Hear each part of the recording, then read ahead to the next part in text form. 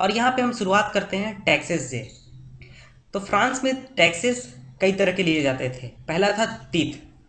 तीत जो टैक्स होते थे ये कलेक्ट किए जाते थे चर्च के द्वारा, और ये होता था किसी भी पेजेंट का एग्रीकल्चर प्रोड्यूस का 1/10, यानी उसे अपने एग्रीकल्चर प्रोड्यूस का 1/10 देना होता था चर्च को एज टैक्स, जिसे कहा जाता था तीर्थ। इसे हम धार्मिक टैक्स के रूप में भी ले सकते हैं जो कि चर्च कलेक्ट करता था।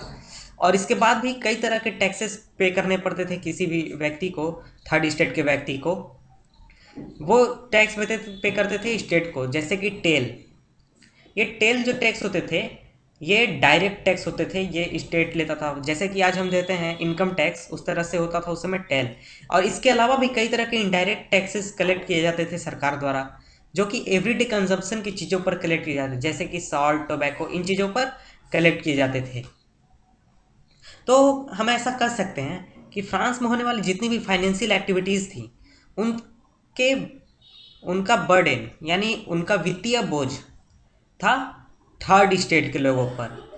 और जैसा कि आपने पहले पढ़ा, क्लर्जी और नोबिलिटी ये तो टैक्स देते ही नहीं थे, और सरकार का खर्च पूरी तरह से टैक्स पर चलता था। तो हम कह सकते हैं कि थर्ड स्टेट के लोग ही पूरी तरह से फ्रांस का फाइनेंशियल एक्टिविटीज़ को रन करते थे। तो आइए, यहाँ पर आप एक ड्राइंग देख रहे हैं, यहाँ पर एक आप इमेज देख रहे हैं। यहाँ पर है एक ज़मींदार हम कह सकते हैं, या फिर लॉर्ड।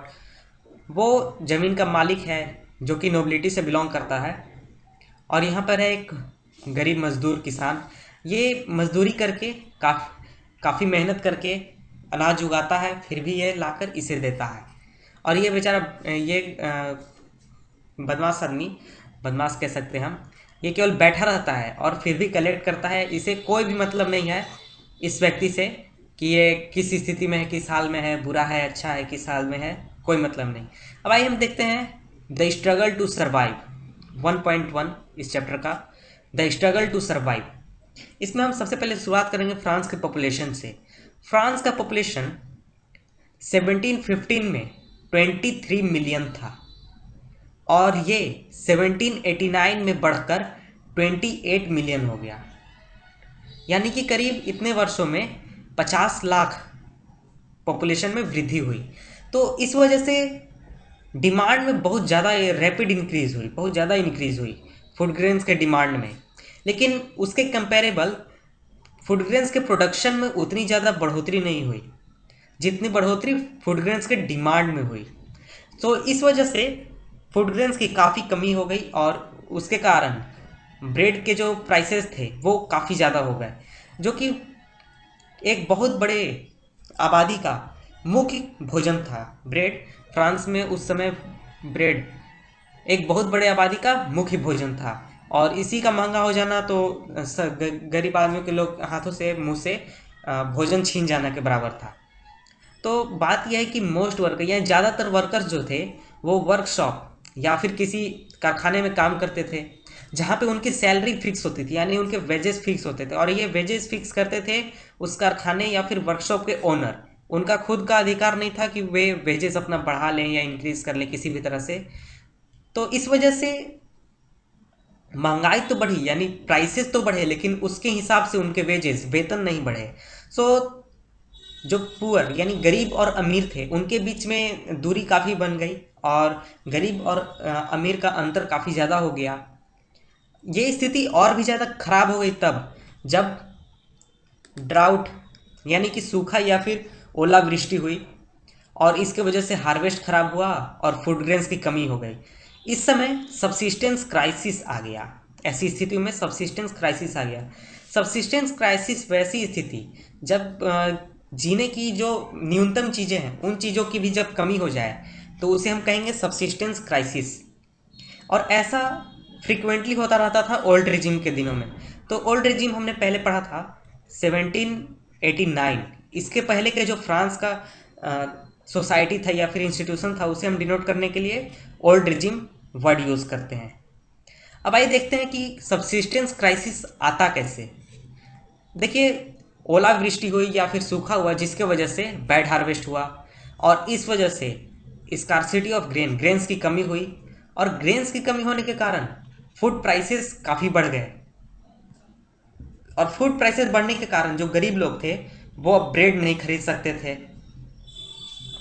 ब्रेड नहीं खरीदने का कारण वो भोजन उनके हाथ से छीन गया, मुंह से छीन गया, निवाला छीन गया, जिसकी वजह से उनके शरीर कमजोर हो गए, या फिर फूड राइट्स बहुत ज़्यादा हुए। अगर शरीर कमजोर हुए तो वो डिजीज़ एपिडेमिक्स यानी डिजीज़ के चपेट में आया, जिसकी वजह से काफ़ी ज़्यादा मौतें हुई।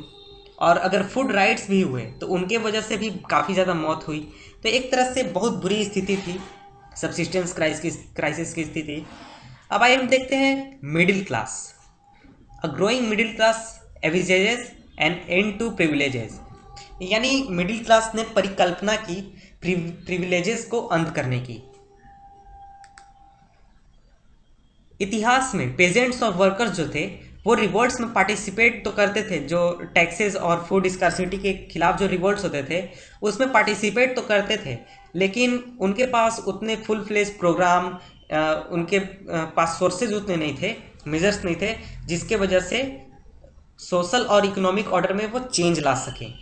सो उनका केवल जो रिवोल्ट्स होते थे वो एक बार या दो बार में सीमित होकर ख़त्म हो जाते थे। सो ये सब चीज़ें बाद में उस समाज के कंधे पर आ गई जिनके पास एजुकेशन और नए आइडियाज़ थे और जो प्रोस्पेरस थे, जो इन चीज़ों के बारे में सोच सकते थे।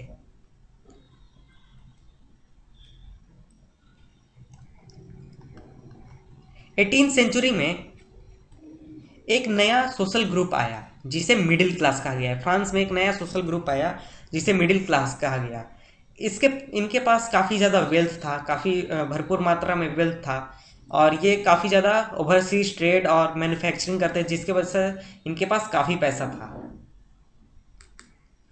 और इस वजह से इनके पास एजुकेशन के भी सोर्सेज थे और ये काफ़ी एजुकेटेड थे, जिस वजह से ये इन चीज़ों के बारे में सोच सकते थे। और इस ग्रुप में इनके अलावा कई तरह के लॉयर्स, एडमिनिस्ट्रेटिव ऑफिशियल्स भी आते थे। एडमिनिस्ट्रेटिव ऑफिशियल्स आते थे जो कि एजुकेटेड थे, तो इनके पास काफ़ी सोर्सेज थे, एजुकेशन था, प्रोस्पेरस थे ये, तो ये इन चीज़ों तक पहुंच रख सकते थे। तो इनका मानना था कि एजुकेटेड और ये जो इनका मानना था कि सोसाइटी के किसी भी ग्रुप को बर्थ के आधार पर प्रिविलेज नहीं मिलना चाहिए, किसी भी ग्रुप को बर्थ के आधार पर प्रिविलेजेस नहीं मिलना चाहिए, और किसी भी व्यक्ति का सोशल पोजीशन डिपेंड होना चाहिए उसके मेरिट पर, ना कि उसके जन्म के आधार पर। 18th सेंचुरी के दौरान फ्रांस में एक सोशल ग्रुप विकसित हुआ जिसे मिडिल क्लास कहा गया, जो अपना जो वेल्थ है वो कमाते थे ओवरसीज ट्रेड से, मैन्युफैक्चरिंग ऑफ गुड से, जैसे कि वुलन का मैन्युफैक्चर, सिल्क टेक्सटाइल का मैन्युफैक्चर, या तो इसे वो एक्सपोर्ट कर देते हैं या फिर रिचर मेंबर जो सोसाइटी के अमीर लोग थे वो इसे खरीद लेते थे। इस ग्रुप में मर्चेंट्स, मैन्युफैक्चरर, इस तरह के लोग थे जिनके पास काफ़ी वेल्थ था, काफ़ी पैसा था, और ये थर्ड स्टेट से ही बिलोंग करते थे। और इसके अलावा थर्ड स्टेट में वैसे लोग भी थे जैसे लॉयर्स और एडमिनिस्ट्रेटिव ऑफिशियल्स। तो आप जानते हैं कि लॉयर्स और एडमिनिस्ट्रेटिव ऑफिशियल्स ये सब काफ़ी एजुकेटेड पर्सन्स होते हैं। तो ये सब जितने एजुकेटेड लोग थे इनका मानना था कि सोसाइटी के किसी भी ग्रुप को जन्म के आधार पर प्रिविलेज नहीं मिलना चाहिए, बल्कि उनके सोशल पोजीशन को तय होना चाहिए उसके मेरिट के आधार पर, यानी उस व्यक्ति के मेरिट के आधार पर उसका सोशल पोजीशन तय होना चाहिए।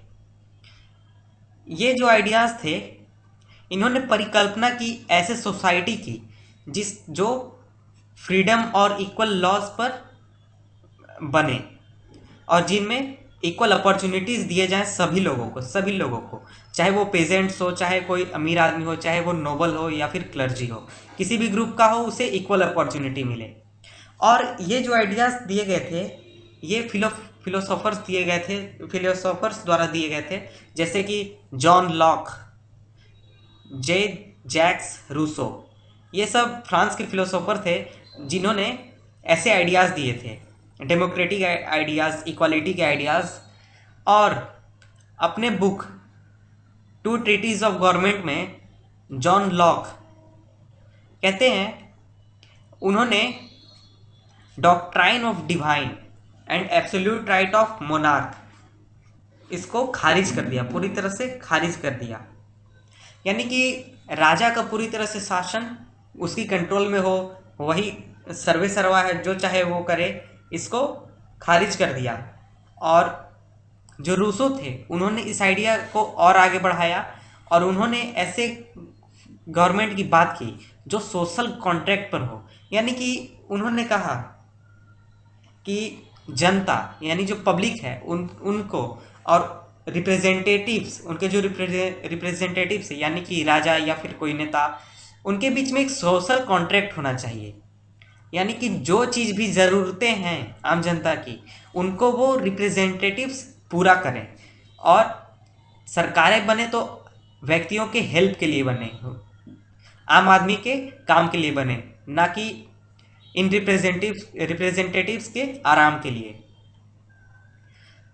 मोंटेस्क्यू ये भी एक फिलोसफर थे, थिंकर थे फ्रांस के। इन्होंने अपने book the spirit of the laws इसमें लिखा है कि प्रपोज किया है कि पावर जो होना चाहिए गवर्नमेंट का वो डिवाइडेड होना चाहिए, यानी लेजिस्लेटिव, एग्जीक्यूटिव और जुडिशरी में पावर का डिवीज़न होना चाहिए। तो ऐसा मॉडल वो पहले देख चुके थे यूएसए में, क्योंकि यूएसए आज़ाद हो चुका था ब्रिटेन से, खुद को इंडिपेंडेंस घोषित कर चुका था ब्रिटेन से। तो वहाँ पे एक गवर्नमेंट बना और इसी तरह का मॉडल वहाँ पे अप्लाई किया गया।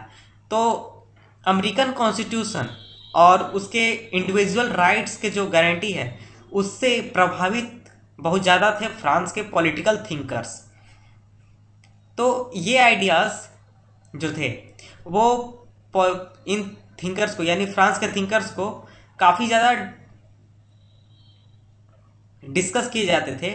फ्रांस के थिंकर्स के आइडियाज़ सैलन्स में या फिर कॉफ़ी हाउसेज, यानी कि जहाँ नॉर्मल पब्लिक एक दूसरे से इंटरेक्ट करते हैं, यानी कि आज जैसे हम देख सकते हैं चाय की दुकान होते हैं, वहाँ पर काफ़ी लोग एक दूसरे से बहस करते हैं, इंटरेक्ट करते हैं। वैसी जगहों पर ये आइडियाज़ डिस्कस किए जाते थे और आम लोगों के बीच में पहुंचाई जाती थी बुक्स के ज़रिए और न्यूज़पेपर के ज़रिए। और इन चीज़ों को ज़ोर ज़ोर से, जो लोग पढ़े लिखे थे वो इन चीज़ों को ज़ोर ज़ोर से पढ़ते थे, दूसरों को बताते थे। उन लोगों के लिए जो पढ़ना लिखना नहीं जानते थे, क्योंकि पढ़ना लिखना तो कुछ लोग ही जानते थे, सभी लोग पढ़े लिखे नहीं थे। जो न्यूज़ था, ऐसा न्यूज़ आया कि लुई 16 प्लान कर रहा है और टैक्स बढ़ाने का। यानी कि आपने पीछे देखा कि सरकार पर काफ़ी बर्डन था, इस वजह से उसे टैक्स बढ़ाना पड़ा। तो ऐसा जब न्यूज़ आया कि लुई 16 प्लान कर रहा है टैक्स बढ़ाने का, अपने एक्सपेंसेस जो है सरकारी एक्सपेंसेस उसको पूरा करने के लिए, तो ये इसने आम लोगों के बीच में काफ़ी गुस्सा पैदा किया। और इस वजह से सिस्टम ऑफ प्रिविलेजेस, यानी जो प्रिविलेज का सिस्टम था कि क्लर्जी और नोबिलिटी को काफ़ी प्रिविलेजेस मिलेंगे, इसके खिलाफ आम लोगों के बीच में काफ़ी प्रिविलेजेस मिले।